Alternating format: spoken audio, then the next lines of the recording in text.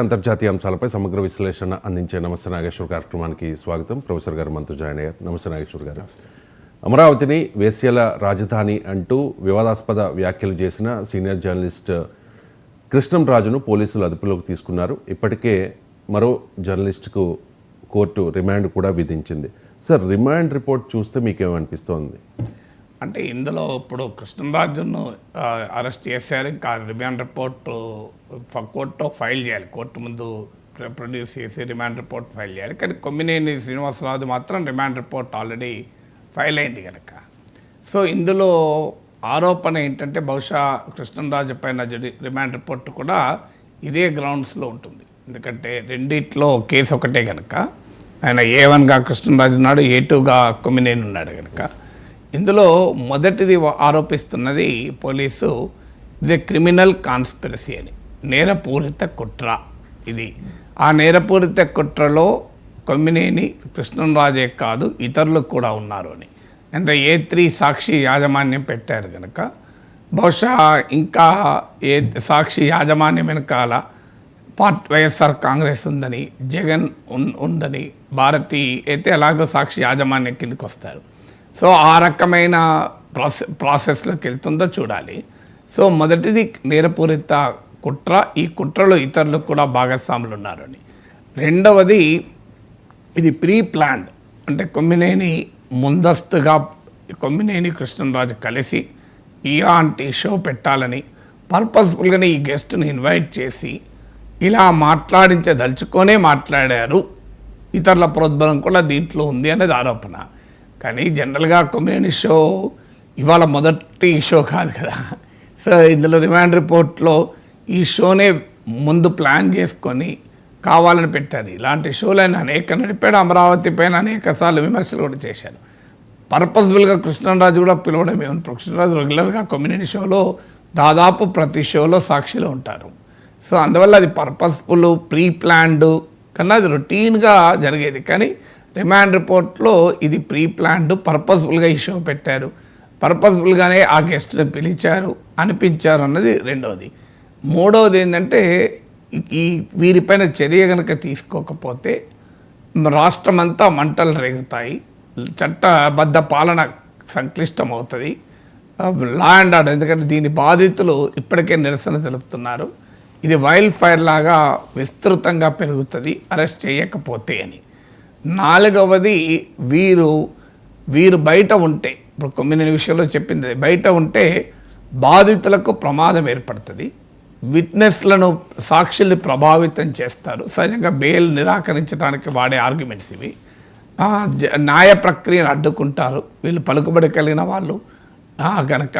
అలాగే ఇతర దేశాలకు కూడా వెళ్ళిపోవచ్చు, విచారణకు దొరకకపోవచ్చు. సో ఈ రకమైన ఆర్గ్యుమెంట్స్ ఉన్నాయి. అంటే సాక్షుల్ని ప్రభావితం చేయవచ్చు, బాధితుల్ని బెదిరించవచ్చు, బాధితులకు కూడా ప్రమాదం ఉంటుంది వీళ్ళు బయట ఉంటేనే. రొటీన్గా బెయిల్ రాకుండా చేసేందుకు ఉండే ఆర్గ్యుమెంట్స్. సహజంగానే ఇటువైపు నుంచి ఒక ఆర్డినరీ జర్నలిస్టు అధికారంలో లేని సమయంలో ఏ రకంగా బాధితుల్ని ప్రమాదంగా మారుతాడు అనే క్వశ్చన్స్ ఇప్పుడు ఇటువైపు నుంచి కూడా చేస్తారు. తర్వాత మతాల మధ్య విద్వేషాన్ని రెచ్చగొట్టడము, ఇది కూడా ఒక అంశంగా పెట్టారు. సో తర్వాత కులాల మధ్య, సో అందులో ఆ కంప్లైనెంట్ మాదిగా ఈ ఇద్దరు కమ్మ అని కూడా రాశారు స్పష్టంగా. రిమాండ్ రిపోర్ట్లో కులాలు కూడా ప్రస్తావన చేశారు. సో అమరావతి పైన అనుచిత వ్యాఖ్యలు చేయడం ద్వారా అమరావతిలో ఉన్న SC ST మహిళలందరిపైన వ్యాఖ్యలు చేసినట్టుగా ఈ రిమాండ్ రిపోర్ట్ ఆరోపించింది. అందువల్లనే SC ST అట్రాసిటీస్ కేసు కూడా పెట్టారు. అందులో రొటీన్గా విచారణ ప్రక్రియలో ఆర్టికల్ 19(2) ప్రకారం సహేతుక ఆంక్షలు రాజ్యాంగము విధిస్తోంది కనుక అది మొరాలిటీ డీసెన్సీ పరిధులను దాటి ఉంది అని వరకే అని పెట్టకుండా దీని క్రిమినల్ కాన్స్పిరసీ అనే దీని వెనకాల చాలా పెద్ద కుట్ర ఉంది అనే కేసులు పెట్టారు. సో అందువల్ల ఇది కోర్టులో వాద ప్రతివాదాలు జరుగుతాయి. సో మతపరమైన విద్వేషాలు రెచ్చగొట్టడానికి, కులపరమైన గొడవలు సృష్టించడానికి ఈ ప్రోగ్రామ్ చేశారు ముందుగా ప్లాన్ చేసి అని ఇప్పుడు ఎస్టాబ్లిష్ చేయాలి కోర్టులో. ఇలాంటి కేసులు చాలా కాలం నడుస్తుంది. కొన్ని రోజులు SC/ST అట్రాసిటీస్ కేసు పెట్టారంటే బెయిల్ రాకుండా ఉండటానికి. కానీ భారత న్యాయ వ్యవస్థ ఇప్పటికి అనేక సార్లు చెప్పింది bail is a rule, jail is an exception అని. అందులో బెయిల్కు ప్రిన్సిపల్స్ ఏంటంటే అఫ్కోర్స్ ఇది కాగ్నిజబుల్ అఫెన్స్, అంటే నోటీస్ కూడా ఇవ్వకుండా అరెస్ట్ చేసేంత తీవ్రమైన నేరంగా దీంట్లో పేర్కొన్నారు కూడా. ఎందుకంటే నాన్ కాగ్నిజబుల్ అఫెన్స్ అయితే చాలా సింపుల్గా పోతుంది అది. అందువల్ల ఇది తీవ్రమైన నేరం, ప్రమాదకరమైన నేరం, భయంకరమైన కుట్ర. ఇందులో చర్య తీసుకోకపోతే రాష్ట్రం అల్లకల్లోలమవుతుంది అని ప్రభుత్వం తరఫున ఎస్టాబ్లిష్ చేసే ప్రయత్నం చేస్తారు. లేదు ఇది కొమ్మినేని నాకు సంబంధం లేదు, ఇది యాంకర్గా, అందులో ఒక పాయింట్ కూడా ఉంది, యాంకర్గా నివారించలేదు, ఆపలేదు అన్నది, అది ఒక బలమైన గ్రౌండ్ అవుతుంది. కానీ నేను ఆపలేకపోయా, ప్రోత్సహించారని కూడా ఉంది. సో ఇలాంటి అంశాలన్నీ వాద ప్రతివాదాలు జరుగుతాయి. అల్టిమేట్గా బెయిల్ రాకుండా ఉంటుందని అనుకోను. పెద్ద పెద్ద క్రిమినల్ కేసులనే బెయిల్ వస్తుంది కదా, ఎందుకంటే bail is the rule, jail is an exception. ఎందులో కొత్తగా ఎవిడెన్స్ని ట్యాంపర్ చేస్తాడు బయట ఉంటే అని, ఎవిడెన్స్ ట్యాంపర్ చేస్తానికి అవకాశమే లేదు కదా. సాక్షి టీవీ ప్రోగ్రాము, ఆ టీవీ ప్రోగ్రాం అంతటా అవైలబుల్గా ఉంది. సో ఇప్పుడు కొత్తగా ఎవిడెన్స్ని ట్యాంపర్ ఎట్లా చేస్తారు అంటే ఆ ప్రోగ్రాం లేకుండా చేయగలేరు కదా. రెండు, ఇది మళ్ళీ రిపీట్ చేస్తాడు బయట ఉంటే అనేది రెండో ఆర్గ్యుమెంట్. సో బెయిల్ రాకుండా ఉండటానికి ఈ ఆర్గ్యుమెంట్లు పెట్టారు.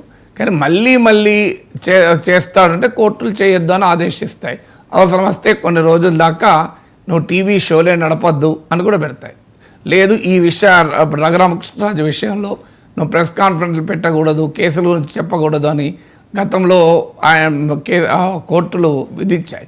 ఇప్పుడు కూడా అవసరం వస్తే మీరు ఇద్దరు టీవీలో కనబడద్దు, ఈ కేసు విచారణ అయ్యేంత వరకు అని కూడా పెట్టచ్చు. కానీ బయట ఉంటే మళ్ళీ ఇదే నేరం చేస్తాడు అన్నదానికి పరిష్కారం ఉంది. చేయకుండా ఉండాలంటే కోర్టు ఆంక్షలు పెట్టచ్చు.